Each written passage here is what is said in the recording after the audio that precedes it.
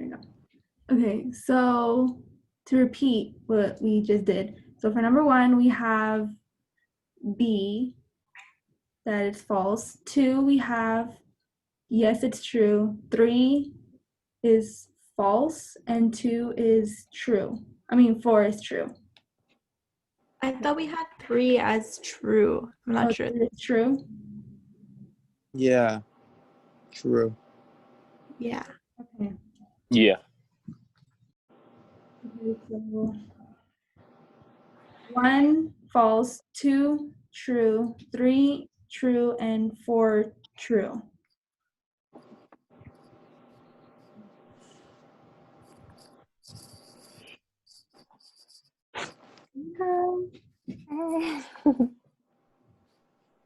What if he goes like philosophy professor on us? They're all supposed to be true, and we're supposed to doubt ourselves.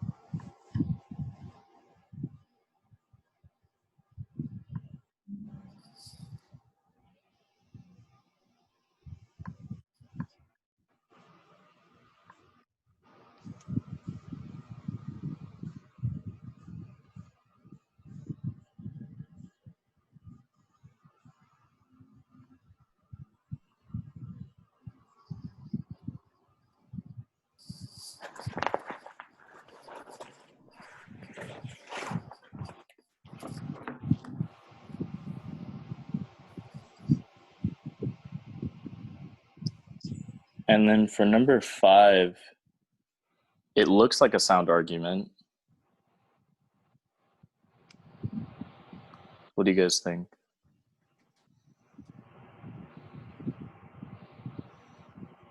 I want to say it is too, but I don't know why I keep doubting myself.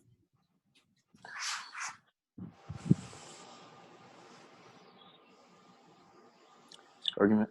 Well, premises are true, so yeah, and the conclusion is valid. it would only be unsound if there was like at least one premise that wasn't true. So I think it's D. Yeah.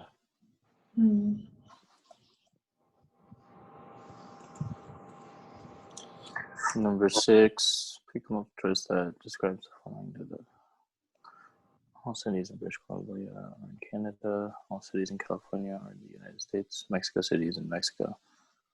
Okay, so this one is not sound.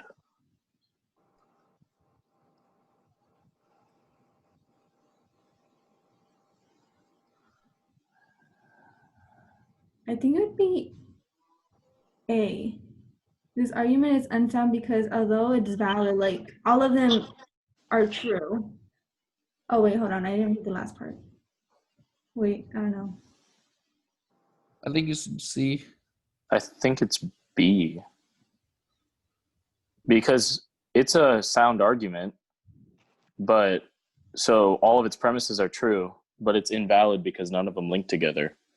Like they work as premises, but as premises for the conclusion, they don't work. I agree, because it's just yeah, I agree. Yeah, like you could have them as premises for a completely different argument, and they hold value because all of them are true, but the way that they're linked up for the conclusion that they are, it doesn't work. So I think it's B. Yeah.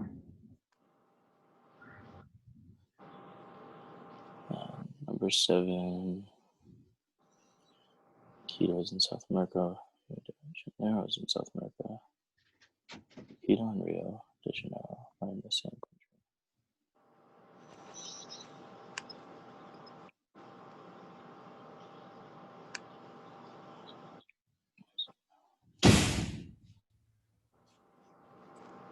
I think it's B again for number 7.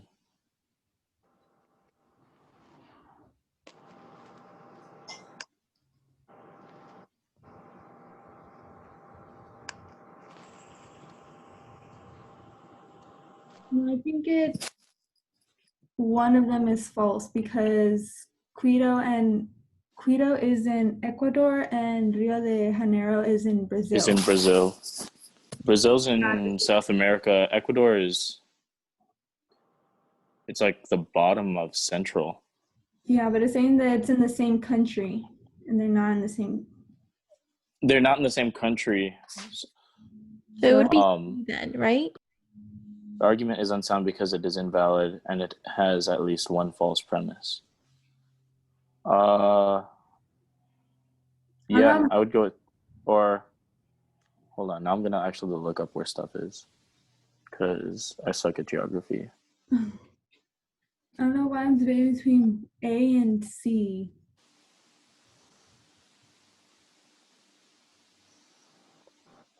I feel like it's A. A? Yeah, Oh, because like you said, they're in different countries. they're different countries, but the premises are true because both of them are in South America, but they're not in the same country. So, yeah, I just looked it up. Quito is Oh. in South America with Rio de Janeiro, but they're like thousands of miles away. So you were right; they're different countries, but they're both in South America. So B. I think it's B again. Yeah, if both of the premises are right. Because then they're both true. Yeah.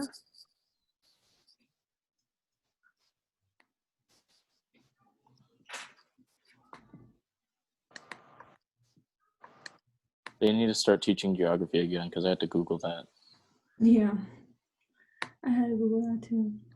Yeah, I'm fighting the public schooling system because I should know that. I'm an adult.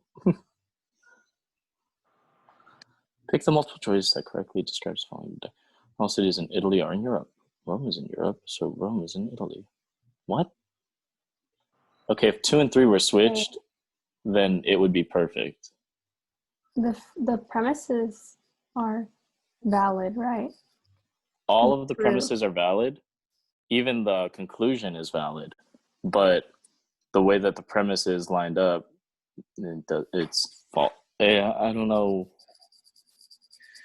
Arguments, although it is valid, it has at least one false premise, but all the premises are true. Argument is unsound because although the premises are true, it is invalid. Argument is unsound because it is invalid because it has at least one false premise, but the premises are true. This argument is sound. Okay, so B.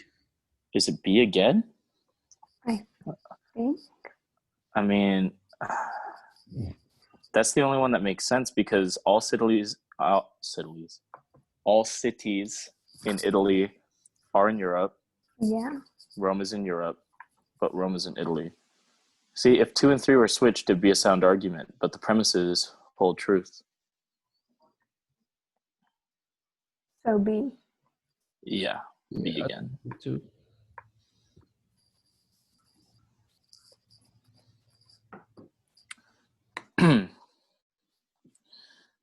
Only deductive arguments can provide us with good reasons to believe their conclusions.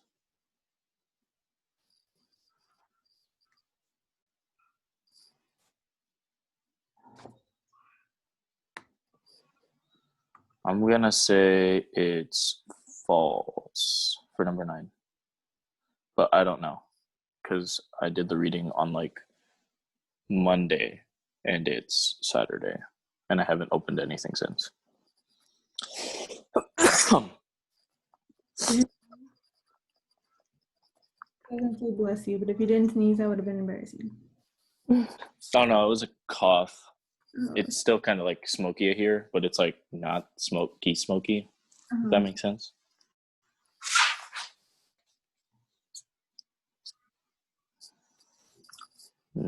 Only deductive arguments can provide us with good reasons to believe their conclusions.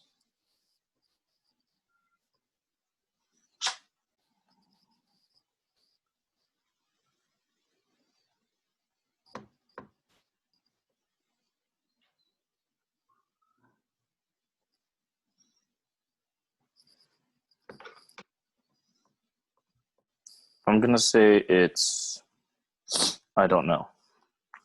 We could come back to that one. That one was a sneeze. Bless Thank you. Number 10.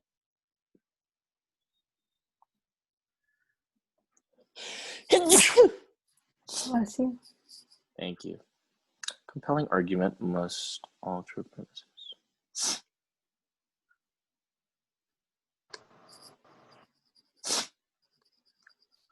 Is it? I'm gonna say it's true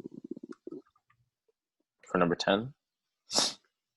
Or It makes sense for it to be true. yeah, I'm gonna say it's true too for number 10.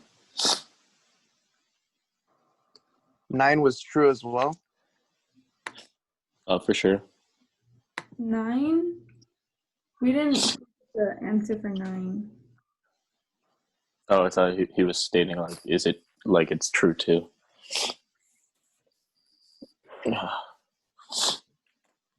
Number 11. A strong argument must have all true premises. I'm gonna say that's true. Just because based off of the ones that we already did, all the sound arguments had all true premises. Yeah, I think it should be true.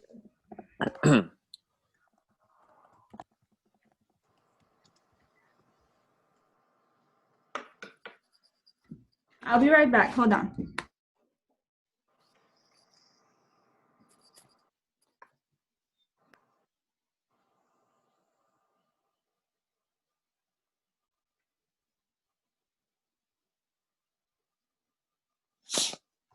Crazy grandma, sorry. Okay. What did you guys say for 11?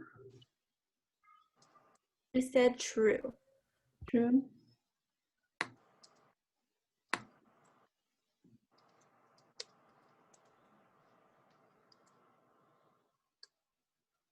For 12, it should be sound, right? Yeah. Yeah. And then I want to put sound for 13 too, but because compelling, the example I found just by like Googling the difference between sound and compelling is like if a guy was going to sell you a car, he can compel you to buy a more expensive car, even though you would be fine just buying a regular car. And then a sound one is like, if your car's breaking down, you should probably buy a new car. I got sound for that one too. Yeah, so I put sound for 12 and 13 for sure. Do you guys want to do 14 and 15, or do you want to go back to number 9?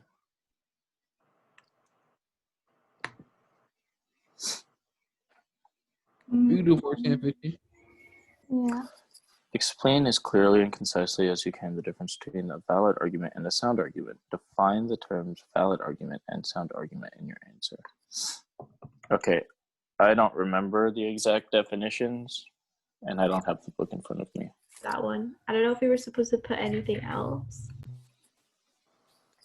The book says a valid argument is an argument that has this characteristic. If the premises are all true, it is impossible for the conclusion to be false. Okay. That's for valid? Yeah.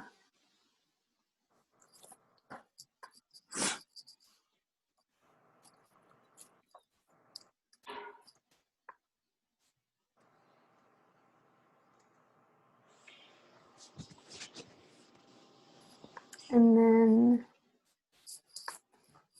I don't know what sound is though.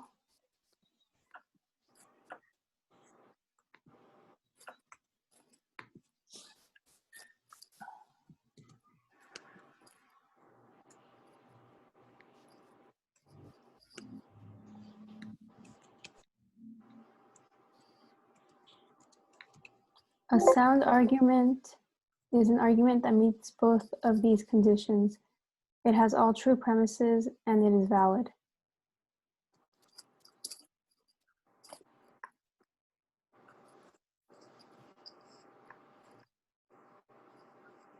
I mean, he didn't say to put it in our own words. He just said define it. So So They're pretty much the same thing, except valid is the conclusion's a little more open-ended than a sound argument.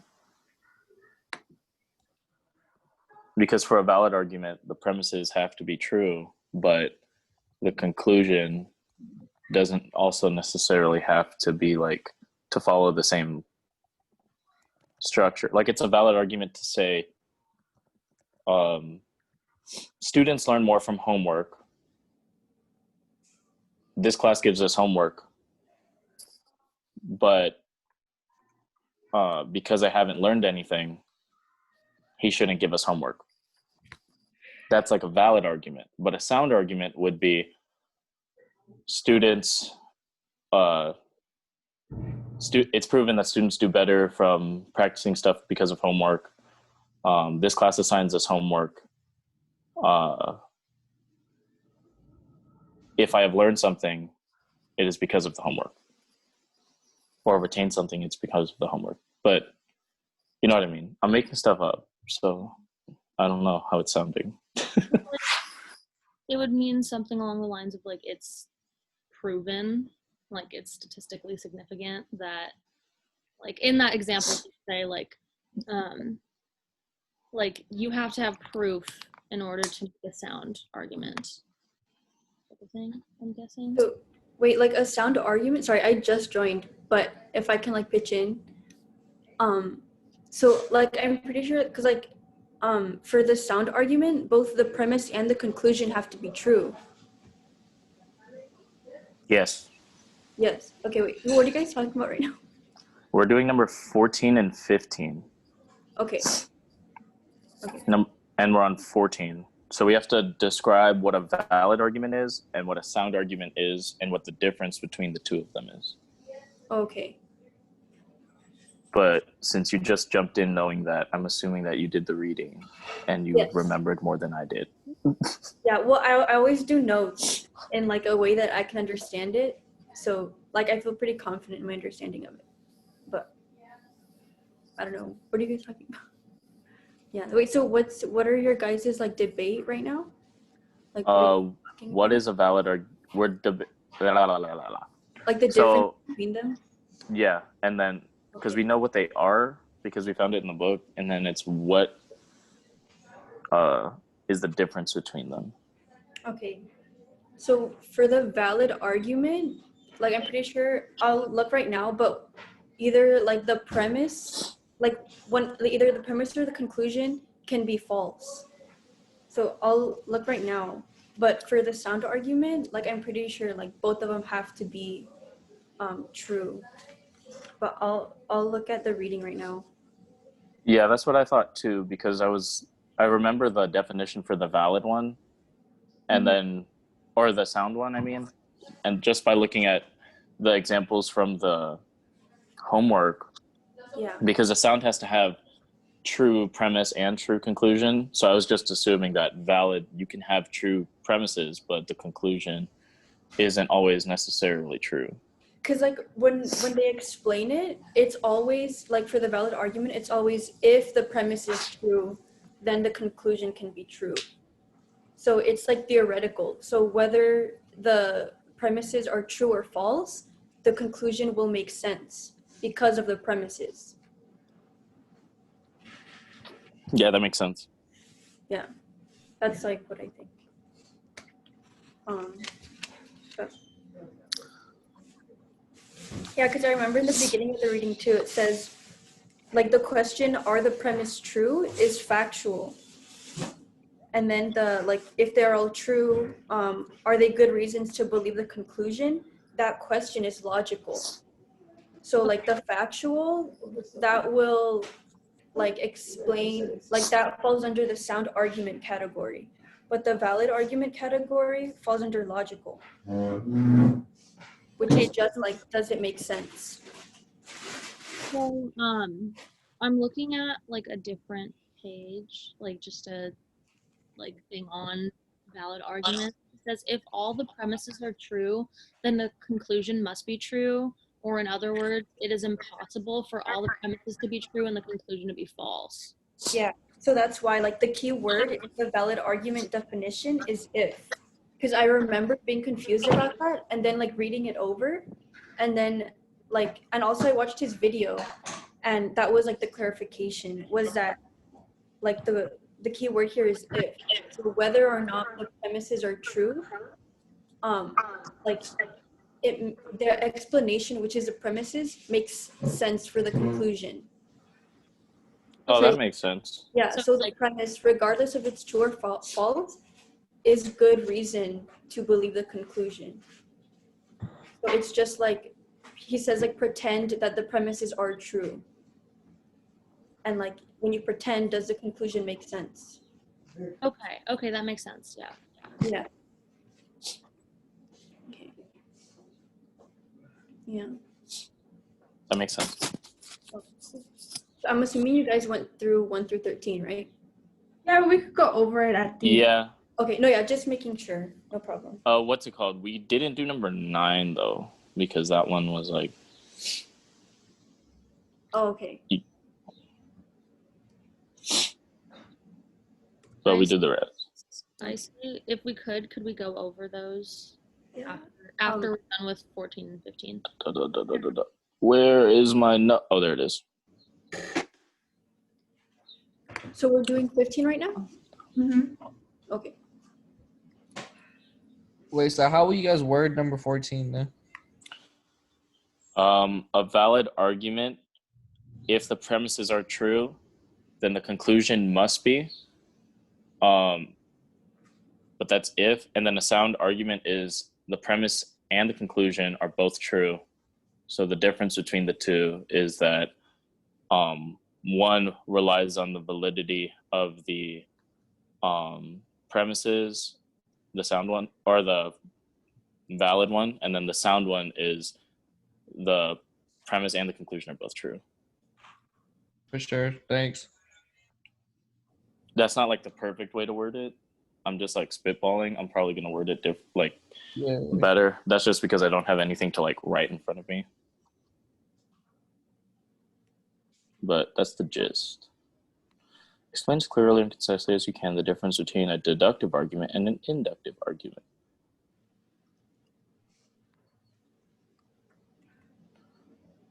Okay, actually, if we go over number 15, I think 9 is going to make a lot more sense. Because 9 is about deductive arguments. So I had an answer for number 9. What'd you get for number 9? I put A. It was true. That is true? Yeah. Here, I'll explain it right now. Let me.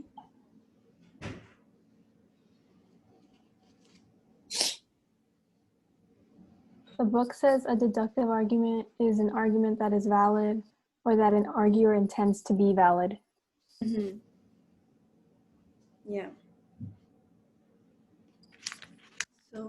So yeah, I think 9 is true. And then what's an inductive argument? So I have it here. So, okay, yeah. So the inductive one. So you know how like deductive definition was that it's intended to be sound. Uh-huh. The inductive, well, like it said, not all arguments are intended to be sound. So it says, yeah. So the arguments for inductive, it says they can try to meet standard proof, but that standard proof is lower than validity. So they're not going for if it's the truth or not. It's just like, I don't know how to explain that. Like standard proof, basically, is what it says. So like the standard of proof for arguing with your friends is a lot lower than if you have to prove something in court. Yeah, basically. And it says like a way like you can identify like inductive versus deductive. And this is for inductive is to watch for the words like usually, probably, and maybe. I wrote like that it expresses ambiguity and gives possibility for the premise to be wrong. So the conclusion will be wrong. And that goes back to, is it meant to like, is it like, oh my God, that goes back to if it's meant to be correct or not. Like, so for the inductive, they can be meant to be wrong, but they're meant to make sense at the same time.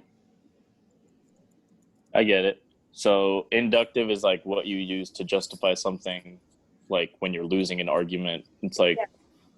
and Even if then it's not true, even if you don't even know if it's true. and then deductive is like you're writing a paper and you're proving a point using research that you have. Yeah. Okay, that makes sense. Yeah. So And then that makes sense why 9 is true. yeah. It also says inductive arguments do not provide a guarantee that the conclusion is true. So it can be good, but it's not necessarily valid.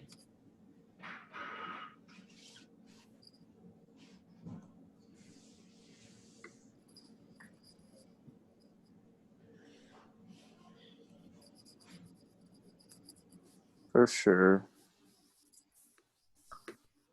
Did you guys want to go over 1 through 13? Yeah. I'm a little late, so I'm a lot late, so Honestly, same. It's okay. yeah, sorry. I literally, dude, like I've had so much work and I've been so like busy, like I completely forgot about this. So I was late because I was doing it. I just didn't do 14 and 15. Y'all are fine. At least you showed up. Yeah, I always wanted to be here and like have something done. So yeah. Did anyone else like not well like? Is there anyone else that wasn't able to see like if their 1 through 13 was right? Or everyone was good? I haven't gone over it yet. I came in late too. Oh, okay. All right. Do-do-do-do-do. It's easier. Number. Go ahead. Sorry, I'm talking too much. Oh no, you're fine. Yeah. So number 1 is every deductive argument with one or more. I can't even talk. Or more false premises is invalid. We put that's false. And then for number 2, we Okay. had for every deductive argument with a false conclusion is invalid. That's true. Mm-hmm. For number 3, is the following sentence true or false? Every deductive argument with all true premises and a false conclusion is invalid. We have true. And then for number 4, every deductive argument with all the premises and a true conclusion is valid. That's true. For number 5, we said that it was a sound argument. Okay. And then for numbers 6, 7, and 8, we all got the same thing. It's all that the argument is unsound because although its premises are true, it is invalid. Because for number 6, the premises are all true, but the chain of reasoning is like they don't make sense at all when they're in the same thing. So if they were in different arguments, they'd make more sense. And then for number 7, if like 2, or for number 7, it's wrong just because geographically it doesn't make sense and there's no argument. If there was like a 4th argument, maybe. Yeah. Number 8, if 2 and 3 were switched, it would be a sound argument, but because it isn't, that's why we put B 2. And then for number 9, we just found out because of number 15 that it's true. And then for 10, a compelling argument must have all true premises. We put that's true. For number 11, a strong argument must have all true premises. We put that is true as well. And then for numbers 12 and 13, we got sound for both. Okay. Got sound for both. Okay, I did too.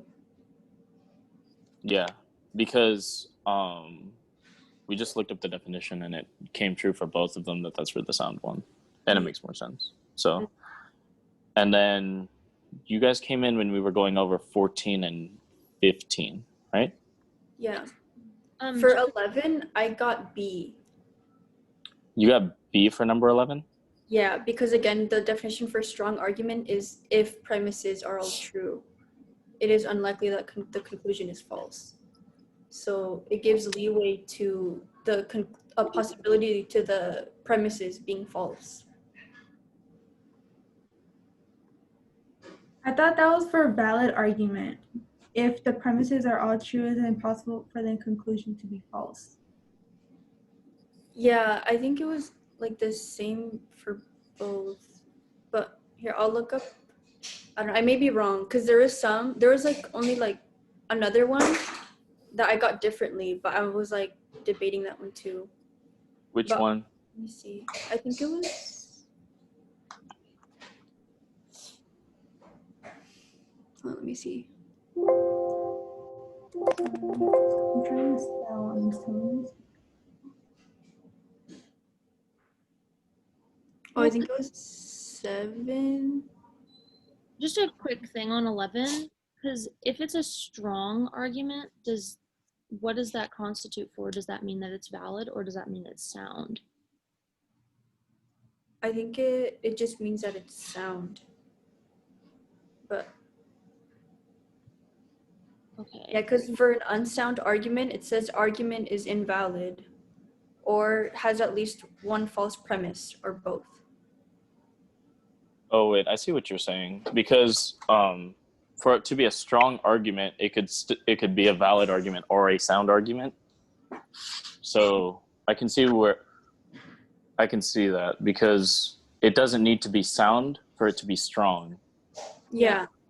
So it can be valid or sound, and if it's valid, it doesn't need to have all premises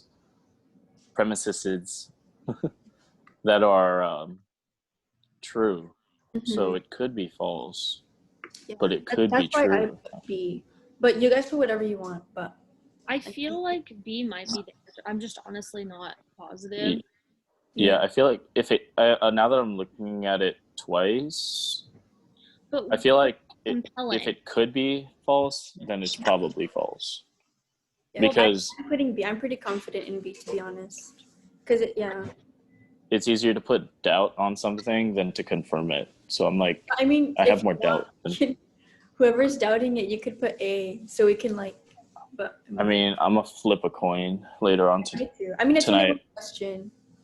Yeah. Waiting because we're pretty confident in the rest of them. And then what'd you say the other one was? Number 7? Okay, I think this is the one that I think I messed up on. I put A.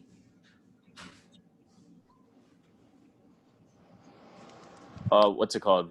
Yeah, 'Cause- for this one we pulled out a map. You what? we had to pull out a map for this one Oh, because because geography, bro. So Quito's in Ecuador, which is in South America. Rio de Janeiro is in Brazil, which is also in South America. So they're both in South America, but they're in completely different countries. So right when you get to that last bit, it's like wrong. That's why we said that although the premises are true because they are, it is invalid because the conclusion is like there's Yeah. Okay. Okay, hold on. Does that make sense? Yeah. Cause Hold on, wait. I just wanted to ask. So number 10 and 11. One's a compelling argument, and then one's a strong argument. What constitutes for a compelling argument in comparison to a strong argument? Because that probably is what will give us the answer if it's true or false. You know what I mean? Like if we're unsure. wait, what were you saying? Can you repeat that? Sorry. It's okay. So 10 and 11, they're asking the same question, except they're asking about two different types of arguments. So a compelling argument and a strong argument. Yeah. And maybe the reason why we're like not positive on it is because we haven't really looked at what I mean, you guys probably did. I just came in late. A compelling argument is in comparison to a strong argument. Yeah. You know what I mean? Yeah.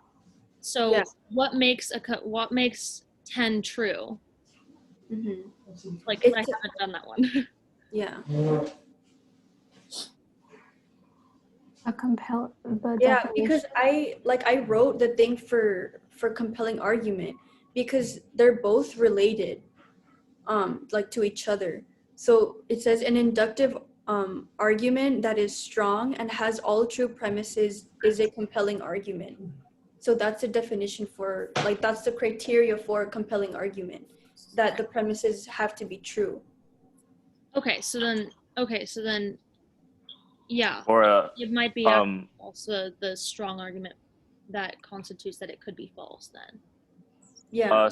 For a 11. strong argument is non-deductive, an argument that succeeds in providing probable but not conclusive logical support for its conclusion. So that's all I have. Yeah, that's what I'm talking about. That like the strong argument, like it doesn't matter. Like it's if the premises are true. Yeah. So regardless if it's true or false, it makes sense. So essentially, you need a strong argument in order to get a compelling argument, except those strong arguments have to be true in that case. So are they? What So makes that's only them? compelling. So a strong argument doesn't necessarily need to be true. Yeah, but a compelling one has to have all true premises. Yeah. Okay, then yeah. Okay, then, that makes sense. All right, so it's true, false yeah. for 10 and 11. Yeah.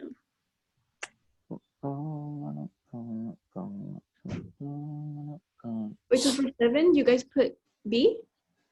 Yes. Yeah. Okay. Okay. Wait, you said one of the premises was false, right? For which one? Number 7? 7, yeah. No, they're both true. It's Oh, okay. just when you jump to that conclusion, it's false. Yeah. Okay. Because they're both in South America, but they're in different countries in South America. Okay. I got it. Thank you. He has said 11 is false. Yes. Yeah.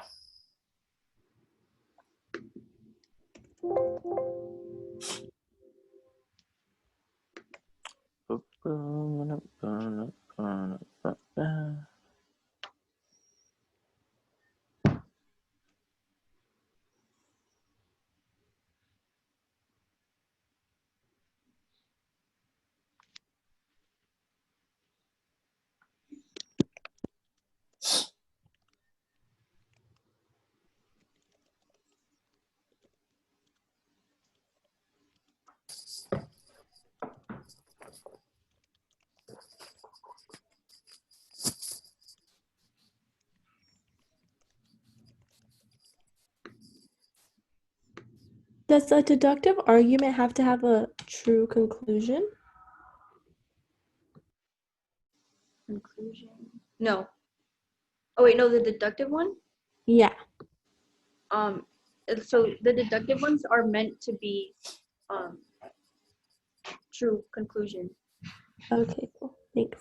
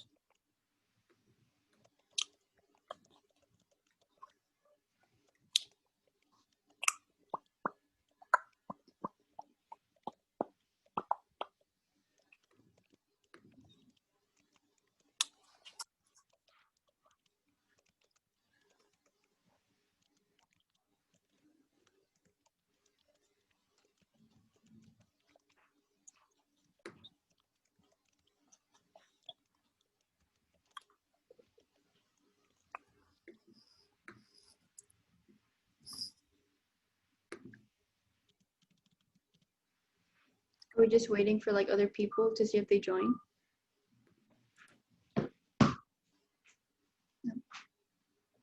Yeah, I mean, if they are gonna join, if not, then we could end it, or we could go over what we wrote for the 14 and 15. Even though it's all pretty similar, but we could just say what we wrote, just in case someone who watches it didn't get it. Okay. Sorry, I couldn't use the last part.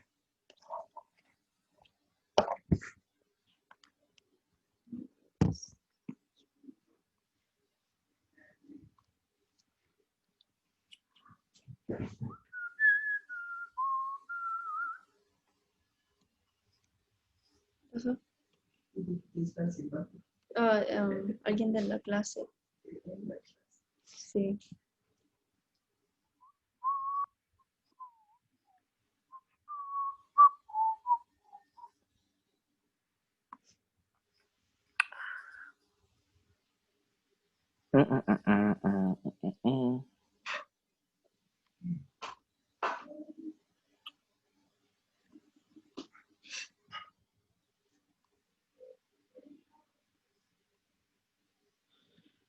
What week is this?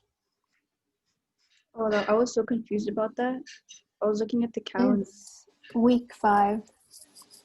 Okay. Only week 5? Oh wait, I mean like of school. Oh, I think it's like 6, isn't it? Because we didn't have homework the first week. So are we in like the 6th week, I think? I'm not Or- sure. When did we start? I think we started August 25th, if you had a weekend, and then 26th. 1, Started a weekday. 2, 3, 4, 5, That's 6. We're going into week 7. Oh wow. Okay. Yeah, it's crazy. How many weeks are in a semester? I'm already like dying. I think it is It's- it like 13 or 16? It's like 16, I think. So we're almost halfway there. We're going into week 7. So by the end of next week, we'll be halfway there. And I'm already running on like 0 motivation, all coffee, I know. I'm like feeling crappy burnt sleep out. schedule. Hmm. I'm thinking of even taking a semester off. Like not next semester because I already paid for that, but the following semester, like fall semester for next year, I'm probably gonna take a semester off. Yeah. How'd you already pay for next semester? Huh? How'd you already pay for next semester? FAFSA and the scholarship that I got, it's like they already told me when I'm gonna get a reimbursement, so that means I already paid, even though I haven't even chosen my classes yet, which is whack. And they already You're already financially obligated. yeah, Me. I have to take it. But like I said, like I think I might take like a gap semester instead of a gap year because this thing's ugly. That yeah, I took one last semester. I didn't go to school last semester. And like yeah, like it's really like re-energizing, but at the same time, like towards the end of the semester, I'm like you start to feel like you want to do something now. Like I don't know, like the first semester, I would like I don't know, like I wasn't really on top of things, but like during like my semester off, I was like, no, like I have to like be like responsible and stuff. I'm like super responsible this semester, and I've never done that before. Yeah. Oh, we're gonna be online next semester too. I was thinking of working when I'm not like at school. I'd be like, okay, I'm finally able to like figure out what I want to do, continue working or whatever. But then at the same time, like, I don't know. I'm gonna talk to my advisors on Monday and see what they. But that's an idea if you guys want it. At the same time, there's pandemics and fires outside. Yeah. There's nowhere to go. Yeah, legit. There's like nowhere to go, and then like the seasonal jobs that they have aren't even like the same like they used to be Yeah. around this time. So it's like Nothing's fun anymore. No, everything's all serious. You got to wear a mask your whole shift too, and then keep your distance from everybody. I mean, I did that anyway. I would pretend to work when I needed to help somebody, but I mean, the world's changed forever, guys. I know. Because think about it, when this, like, when it blows over, it's not going to completely blow over. Yeah, that's what I was thinking last time. Like before, like you literally wouldn't. Well, I don't know. Maybe some people would, but like you wouldn't think twice about like hugging someone, you know. But like after, Yeah. we're still gonna be so paranoid about everything, like being close to people, like shaking hands. No, but like what irks my soul is the fact that like now we have like deep cleaning sanitation. Like why wasn't this like implemented before Corona? Like Everyone was like dirty. like I was thinking like I would go to the food court, right? And then like I would put my tray on top of the trash can and then immediately somebody else would go and use it like without like nobody cleaning it. I'm like, this just to me like it's crazy that we used to go around and like not really like care. Maybe some germaphobes like now I understand how to feel. But now I'm like, we really did all of that just for Yeah, it was like normal to be like that dirty, and like you don't even realize it because it's like there were no consequences to that until now, you know. Yeah, but now forever, even after COVID, everybody's going to be like tripping about what's the next COVID going to be. So they're going to like put these precautions. Because like I worked in a movie theater and a gym, and like the stuff that we got away with not cleaning, you guys wouldn't want to go to a movie theater or gym anymore. I'm just saying. But You gotta now, now that you mention it, you gotta tell us. yeah. okay, so at the movie theaters, do you guys think that we like clean the seats when you guys are all done cleaning it? No. Okay, you're right, because Popcorn, that's it. those seats Yeah, get like- cleaned once a day, and it's at night once the movie theater's closed. Anything that happens in those seats, whatever we find on them, we just throw away. I have a picture of my like first 3 weeks working at the movie theater. I found 3 condoms the same week, and It's so disgusting. they were on seats, and like we had to like throw them away. Like, so I just like got a broom and got it on the floor and swept it up. But then like I'm thinking, they were showing Trolls in here, and now they're gonna have like kids sitting on this. Oh my God. And I was all like, who does this in a Wow. kids movie? Yeah. Yeah, People so are sick, dude. I hate people. yeah, there was like so much gross stuff that you find on the seats, and it's like if you find it on one seat, it's like, okay, we'll clean that seat kind of, but even then it's like we don't even clean it that good because the sanitizers we have are like just like and they're not even that strong. They're like super watered down. But and then even with the deep clean, there's no one to confirm that goes on when they're cleaning the seats, because it's like after the theater's closed, all of the bosses are at home. So it's like you could literally say, yeah, we did a deep clean and you did nothing. Yeah. And then at gyms, it's like way worse.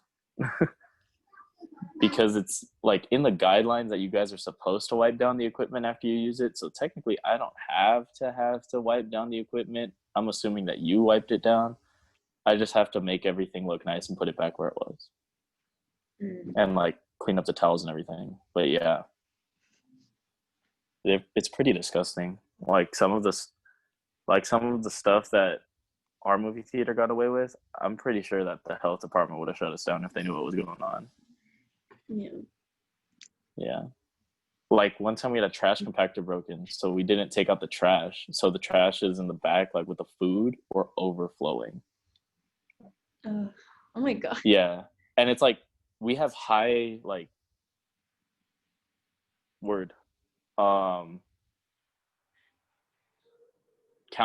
high counters. That's Okay. the word. So like you guys can't see the little trash cans that are on the side, but like there's a bunch of them overflowing behind the scenes, and it's just like so gross. And like just And I'm no all one like, can do it. That's why it doesn't get done. no, it's because the trash compactor is broken, so we have to wait for the guy to fix it. Ooh. So we were like piling trash like outside of the trash can even. because the trash compactor wasn't working. And then the like little area that the trash compactor hides in was overflowing with trash. And then my boss was all like, hey, do you want to stay an extra hour and throw all that in the trash compactor with your friend? And I was all like, what the fuck?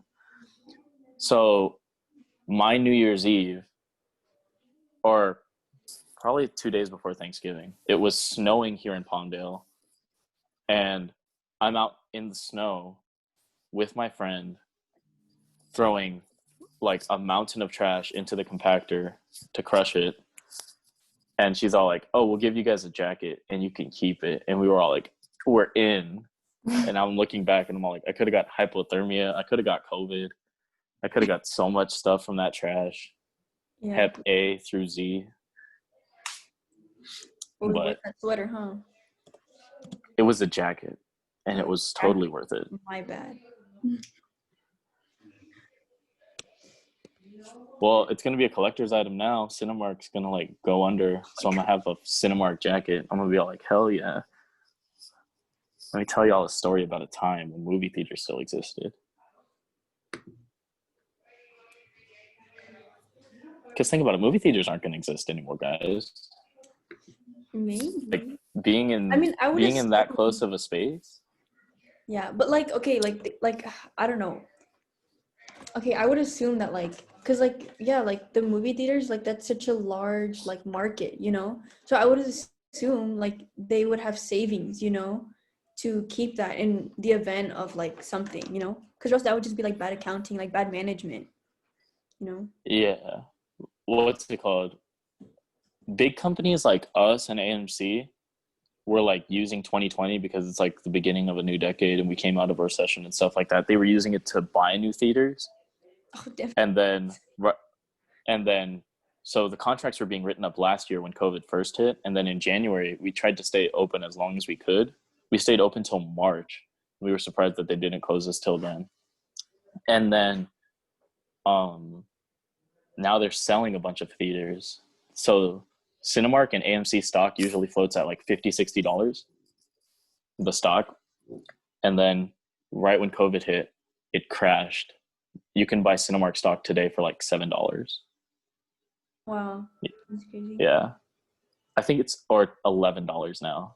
It went up a little bit. Yeah, they're like trying hard to like get more revenue right now. Like I saw that like they like rent like you're able to rent out a whole like movie theater for like $150 Yeah. or something.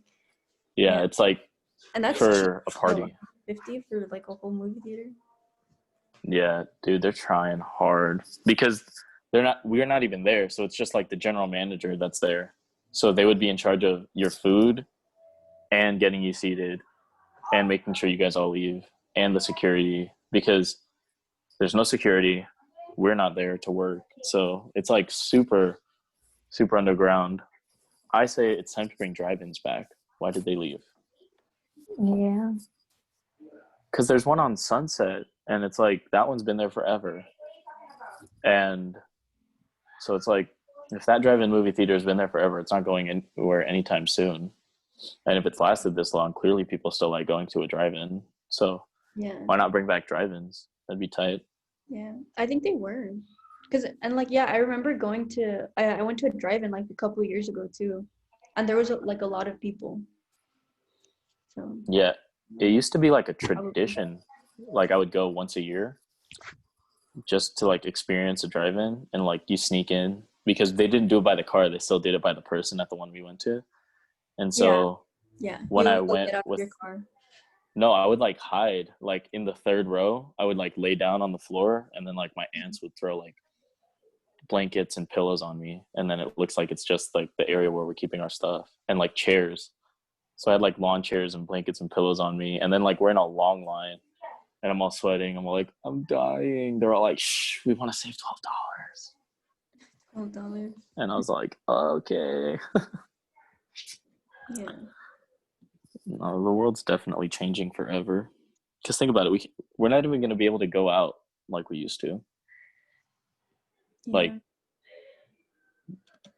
that whole like dinner and a movie cliche for like a date, that's not even going to exist anymore, because dinner's like you're going to eat outside. So it's like during the winter months in certain areas, that's out. And then movie, that's if the movie theater still exists. Yeah, I got sad.